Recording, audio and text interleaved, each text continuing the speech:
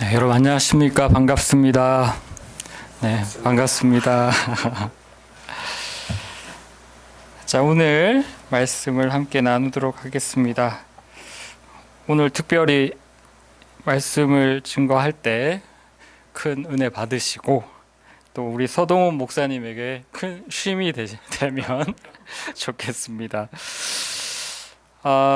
오늘 말씀은 너무나도 잘 알고 있고 또 많은 성도들이 조금만 교회를 열심히 다니면 다 외우는 말씀이라고 생각합니다. 그죠? 시온이 어디 있지? 맞죠? 다 외우는 말씀. 그래서 제가 한번 읽어보겠습니다. 오직 성령이 너희에게 임하시면 너희가 권능을 받고 예루살렘과 온 유대와 사마리아와 땅끝까지 이르러 내 증인이 되리라 하시니라. 예수님이 말씀하신 예루살렘과 유대와 사마리아와 땅끝까지 이르러 내 증인이 되리라 이렇게 말씀하실 때 땅끝이 어디일까요? 땅끝에 대한 이 해석이 되게 많이 있어 왔는데요. 초기 기독교에서 바울은 땅끝을 스페인으로 생각했습니다. 그래서 항상 바울은 스페인으로 가기를 원했고 예수님이 말씀하신 땅끝이 스페인이라고 생각했기 때문에 그랬던 것 같습니다. 19세기, 20세기가 되면서 기독교인들은 땅끝을 복음이 아직 들어가지 않은 곳, 그곳을 땅끝으로 여겼습니다. 그 흐름 속에서 나온 말이 미전도 종적, 미전도 해외 사니까 발음이 안 되네요. 미전도 종적 선교였습니다. 그래서 미전도 종족이 없어지면 예수님이 오실 거야. 특히 한국의 모 단체나 아시아 교회를 중심으로 미전도 종족 선교, 특히 중동, 또 중동을 돌아서 또 이슬람을 돌아 이스라엘까지 복음이 들어가면 예수님이 오실 거야. 그렇게 외치는 곳 단체도 있었습니다. 이때까지만 해도 땅끝은 어떤 지리적인 개념이었습니다. 그런데 시간이 점차 지나서 지리적 개념이 바뀌었고요. 제가 신학교 다닐 때 한 교수님은, 선교학 교수님은 이제 미전도 종족 선교가 아니고 미전도 세대 선교다. 내가 만든 거야 이렇게 자랑스럽게 말씀하셨는데, 근데 교수님께서 그때 이제 처음 얘기하신 건 아니고요. 선교를 조금만 관심 있게 보신 분들은 레슬리 뉴비긴이라는 분을 아실 겁니다. 이분은 40년 동안 인도 선교를 하시다가 1974년인가에 이제 영국 고국으로 돌아왔더니 인도가 선교지가 아니라 우리나라 영국이 선교지인 거예요. 복음으로 받아들여지지 않는 곳이 내 나라였구나. 그때 충격을 받으셨습니다. 이와 같이 그 레슬리 뉴비긴 이후에 또 많은 선교학자들이 복음이 어떤 지리적인 개념, 땅끝이 지리적인 개념이 아니라 다양하게 해석할 수 있겠구나 이렇게 받아들여지기 시작했습니다. 이제는 단순히 지리적인 개념을 넘어서 영적인, 심리적인, 또 예를 들면 MZ 세대나 오늘날 교회를 다니지 않는 타문화권에 있는 사람들, 외국인, 이주 노동자, 난민, 모든 곳이 땅끝이 될 수 있습니다. 한국에서도 교회를 다니는 수많은 사람들이 있지만 그 안에서도 땅끝을 찾아볼 수 있을 것입니다. 오늘 이 땅끝에 대해서 다시 한번 생각해 보면 좋겠는데요. 먼저 예수님은요, 예루살렘과 유대로 가라 이렇게 얘기하셨습니다. 김기성 목사님은 예루살렘과 유대를 베드로 관점에서 말씀을 하셨는데요. 베드로에게 예루살렘과 유대는 실패의 장소다. 실패의 장소라고 말씀하셨습니다. 베드로는요, 이스라엘의 독립을 위해 예수에게 모든 것을 걸었습니다. 자기의 어부라는 직업, 가족, 그리고 모든 재산을 걸어서 버리고 예수님을 따라다녔습니다. 예수님을 따라다니면 로마를 넘어서서 독립을 이룰 수 있겠구나, 이렇게 생각했던 것 같습니다. 어느 날 가이사랴 빌립보 지방에 이르렀을 때 예수님이 자신의 죽음을 예고합니다. 너무 잘 알죠? 내가 3일 만에 죽고 3일 만에 살아날 거야, 이런 예고를 할 때 예수님이 죽는다는 말에 베드로는 화를 냅니다. 강경하게 그런 일이 절대 없을 겁니다. 아마 자신의 계획이 수포로 돌아가는 것에 대한 분노였을 것입니다.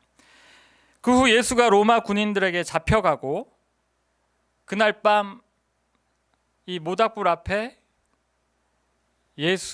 그 베드로와 소녀가 이렇게 만났을 때 소녀가 베드로에게 너가 예수님을 따라다니던 그 사람이 아니야 했을 때 베드로는 나는 그를 모른다, 이렇게 부인을 했고, 시간이 얼마 지나지 않아 닭은 3번 울었고 베드로는 그 순간 예수님이 했던 말, 너가 나를 부인할 거다, 떠올랐을 것입니다. 아마 그때 베드로는 아무도 없는 세상 끝으로 가 숨고 싶었을 것입니다. 그 후에 베드로는 예수님이 사람 낚는 어부로 불러주셨지만 그 부르심을 버리고 다시 옛날 습관을 따라 물고기 잡는 어부로 돌아갑니다. 갈릴리로 그렇게 돌아갔습니다.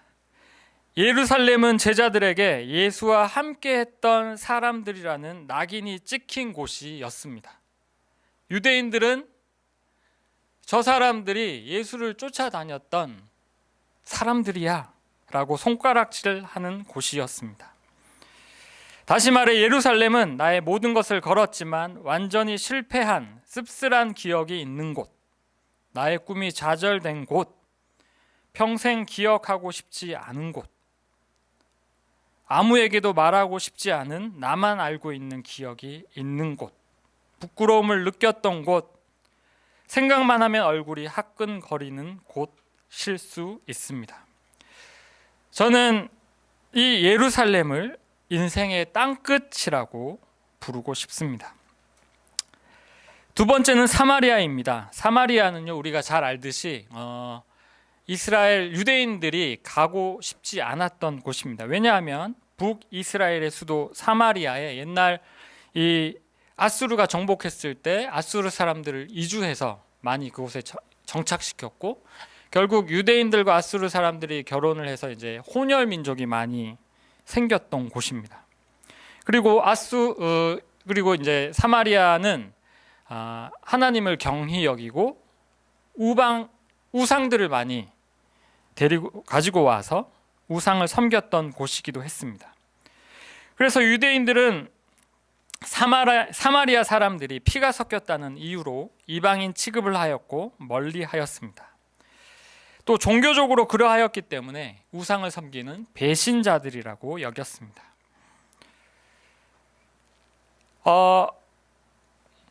우리 목사님들이야 잘 아시잖아요. 유대인들이 갈릴리에서 예루살렘으로 갈 때 이제 사마리아를 간통하지 않고 이렇게 돌아갔던 것, 사마리아 가기 싫어서 돌아갔던 것들. 그렇게 유대인들은 북이스라엘 사마리아를 이방인처럼 여겼고 아주 싫어했습니다. 김기성 목사님은 마음속 땅끝이라고 얘기하시더라고요. 내 마음의 거리에서 가장 먼 곳, 만나고 싶지 않은 사람들이 있는 곳, 얼굴도 보고 싶지 않고 생각만 해도 싫은 사람들이 있는 곳. 아마도 이 마음속 땅끝은 지리적으로 가장 멀리 있는 땅끝보다 가기 더 어렵고 힘든 곳일 것입니다. 세 번째로 말 그대로 땅끝입니다. 서론에서 얘기했지만 이 초기 기독교는 스페인을 땅끝으로 생각했고, 시간이 지나서 그리스도인들은 자신이 살고 있는 곳에서 먼 곳을 땅끝이라고 생각했습니다. 특히 한국의 그리스도인들은 아프리카, 중동, 아마존 밀림, 이런 곳을 많이 생각했던 것 같습니다. 하지만 오늘날 땅끝은 다양하게 해석하고 있습니다. 삶의 벼랑 끝에 서 있는 사람들, 인생을 비관해 자살 직전에 있는 사람들, 국가의 탄압을 벗어나 망명한 난민들, 아니면 우리 주변에 당장 오늘을 살아내기 버거워하는 모든 사람들을 땅끝에 서 있는 사람들이라고 할 수 있습니다.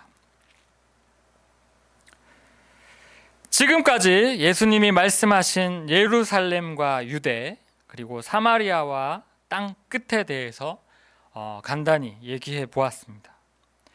내 인생의 실패와 쓴뿌리가 있는 예루살렘과 유대와 같은 땅 끝, 만나고 싶지 않은 사람들이 사는 곳, 내 마음속의 땅 끝. 그리고 마지막으로 나와 아무런 관계가 없는, 내가 굳이 돕지 않아도 죄책감도 들지 않고 나와 상관없는 사람들이 살고 있는 어떤 지리적인 아니면 어떤 상황적인 땅 끝, 벼랑 끝에 서 있는 그 땅 끝이라고 할 수 있습니다. 예수님은 제자들에게 말씀하십니다. 예루살렘과 유대와 사마리아와 땅 끝까지 이르러 내 증인이 되어라. 이 말씀은 제자들에게 한 말씀이지만 오늘날 우리 그리스도인들에게 하시는 말씀이시기도 합니다. 모든 그리스도인들은 예수님을 영접한 그리스도인들의 사명은 복음을 들고 하나님을 알지 못하는 땅 끝을 향해 나아가는 것입니다. 예수를 구주로 영접한 사람들이 가야 할 곳이 땅 끝입니다. 결론적으로 예수의 증인으로 복음을 전하는 것은 제가 생각해 보니까 쉬운 일이 아니네? 이게 제정신으로는 할 수 없는 거네? 라고 여겨졌습니다. 좀 더 순화해서 얘기하면 나의 힘으로 할 수 있는 것이 아니구나. 그래서 예수님이 말씀하신 것 같습니다. 오직 성령이 너희에게 임하시면, 오직 성령이 내 안에 임하면 예루살렘과 유대와 사마리아와 땅 끝까지 갈 수 있는 것이구나. 성령이 어떤 역할을 하는가 이제 많이 배웠잖아요. 성령이 우리에게 임하시면 죄를 깨닫게 되고 하나님의 말씀이 생각나게 되고 또 신자의 영혼이 소송케 되고, 성령이 우리에게 임하면 후회와 낙심이 사라지고, 성령이 나에게 임하면 내가 주의 자녀가 되어야겠다, 이런 거룩한 생각과 열망이 떠오르게 되고, 매일 자신을 십자가 앞에 두고 자기 자신을 각성하게 되고, 내 삶을 하나님 앞에 드릴 수 있게 된다는 것, 우리가 너무 잘 압니다. 다시 말해 성령이 충만한 성도들은 예수 그리스도의 마음을 내 마음속에 간직하고 주의 말씀을 따라 기쁘게 순종하며 살아가게 됩니다. 그때 우리는 주의 사명이 힘들지 않고 즐겁고 기쁘고 행복하게 그 십자가의 길을 감당할 수 있게 됩니다. 그런데 우리는 자주 내 힘으로, 내 지혜로 어떤 상황을 뚫어보려고 합니다. 그리고 어떤 상황에 몰입되다 보면 주를 잊어버리게 되고 옛날 해왔던 습관을 따라 살아가게 됩니다. 잠언 3장에는 너는 범사에 그를 인정하라. 그리하면 내 길을 지도하시리라. 스스로 지혜롭게 여기지 말지어다. 여호와를 경외하며 악을 떠날지어다. 선교지에 믿음의 공동체 아니면 같이 찬양하고 한국말로 나누고 이런 공동체를 만나기는 참 어렵습니다. 그래서 이 말씀은요, 최근에 제가 자주 생각하는 말씀이에요. 범사에 그를 인정하라. 아, 맞아. 하나님이 성령님이 내 안에 계셨지. 아, 맞아. 하나님이 나와 함께 하시지. 때로는 내 기도가 응답되지 않을 때, 저 운전면허 없이 지금 1년 반 응답되지 않은 채 이제 걸어 다니는데, 하나님, 차가 있어야 복음을 전하러 갈 수 있잖아요. 그 멀리 우리 교회 갈 수 있잖아요. 근데 이제 아직도 그대로예요. 그럼 때로는 이제 기도해도 안 돼라는 생각이 무의식 중에 생겨나요. 이제 그럴 때 이제 범사에 그를 인정하라. 그리하면 내 길을 지도하시리라. 예, 그런 질문이 생깁니다. 내가 성령을 받았는데 어느 날 선교지에서 지쳐서 상황에 변화가 없어서 그냥 하나님을 잊고 지낼 때 이런 말씀을 읽으면 내가 성령을 받았는데 별일 없던데 이런 생각을 하기도 됩니다. 할 때가 있습니다. 나도 한때 뜨거운 마음으로 성경을 읽고 밤새워서 성경을 공부하고 기쁘다 즐겁다 누군가에게 찾아가서 복음을 전하는 것이 기뻤던 적이 있었지만 왜 지속할 수 없을까? 혼자 있을 때 왜 이런 마음이 들지 않을까? 왜 성령 하나님의 권능을 사용하지 못할까? 그런 고민을 한 적도 참 많이 있습니다. 이런 고민 속에 베드로의 이야기를 다시 생각해 봅니다. 예수가 십자가에 달려 죽으시고 베드로는 다시 갈릴리로 돌아가 사람 낚는 어부로의 부르심을 버리고 다시 자신이 할 수 있는 익숙한 그냥 물고기 잡는 어부로 돌아갔을 어느 날 아침, 여느 때처럼 물고기를 잡고 있을 때 예수님이 베드로에게, 제자들에게 찾아오십니다.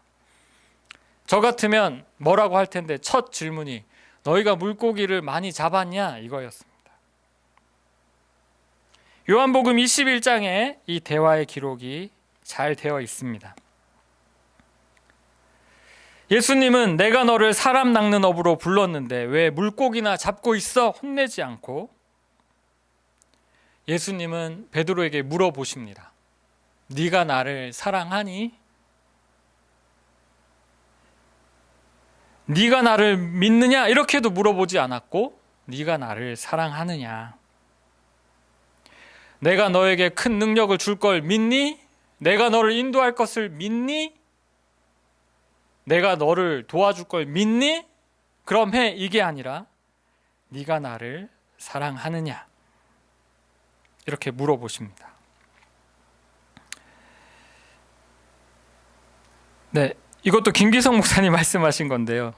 사랑이 떨리는 이유는 그가 나를 거절할 자유가 있기 때문이야 라고 말씀하셨는데 참 맞는 말 같습니다.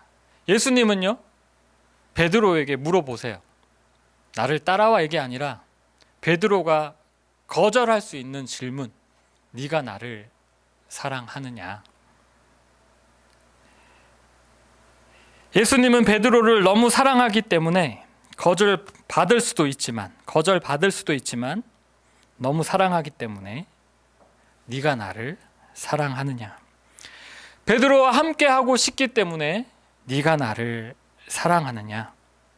사랑하는 너와 함께 하고 싶기 때문에 네가 나를 사랑하느냐 물어보십니다. 베드로는 주님을 제가 사랑합니다. 마지막에 주님이 아시는 것처럼 제가 사랑합니다. 예수님은 말씀하십니다. 그러면 내 양을 먹여라. 사랑하는 여러분, 오늘도 성령 하나님은 우리에게 물어보십니다. 네가 나를 사랑하니? 우리와 함께 이 복음 전하는 사역, 증인 사역을 감당하고 싶으셔서 세상을 창조하실 때는 혼자 하셨지만 인류를 구원할 때는 우리와 함께 하시고자 네가 나를 사랑하느냐 물어보십니다. 겸손하게 오늘 주님 앞에 성령님이 내 안에 계심을 인정하면 좋겠습니다. 그리고 내 안에 계신 성령 하나님을 믿음의 눈으로 바라보면 좋겠습니다. 성령 하나님과 동행하고 성령 하나님과 사랑하는 관계가 될 때 우리는 제정신으로 갈 수 없는 그 땅 끝으로 가서 나의 이기심을 버리고 이 일상이 지루하게 반복되지만 어제 찾았던 하나님을 또 찾고 어제 기도했던 기도를 또 하면서 상황이 바뀌지 않아도 믿음의 눈으로 또 하나님을 바라보고 성령 하나님의 내 안에 계심을 인정하고 그분과 사랑의 관계를 맺어가며 땅끝으로 함께 걸어나가면 좋겠습니다. 실패한 베드로에게 찾아오셔서 네가 나를 사랑하느냐, 오늘 그 물음을 우리에게 하시는 그 음성을 믿음으로 듣고 사랑의 고백을 하며 성령님과 함께 땅끝을 향하여 나아가는 증인으로 살아가는 저와 여러분들이 다 되시면 좋겠습니다. 네, 말씀 마치겠습니다. 기도하겠습니다. 사랑의 하나님, 인간의 성정으로 날마다 불평이 올라오기도 하고 분노가 일기도 하고 또 지루하게 또 아무것도 하고 싶지 않은 게으름이 있기도 하지만 예루살렘과 유대와 또 사마리아와 땅끝까지 나아가 내 증인이 되라는 그 주님의 말씀 앞에 때론 나갈 힘 없지만 다시 내 안에 계신 성령 하나님을 바라보고 또 성령 하나님과 동행하며 즐겁게 사랑의 관계를 맺어가며 기꺼이 그 땅끝을 향해 나가는 저희들이 될 수 있도록 인도하여 주십시오. 오늘 특별히 그 성령 하나님의 다이너마이트의 그 권능을 우리에게 부어주시고 하나님의 능력을 갖고 또 새 마음으로 주님을 향하여 또 땅끝을 향하여 복음 들고 나아갈 수 있게 하여 주십시오. 하나님께 감사드립니다. 예수님의 이름으로 기도합니다. 아멘.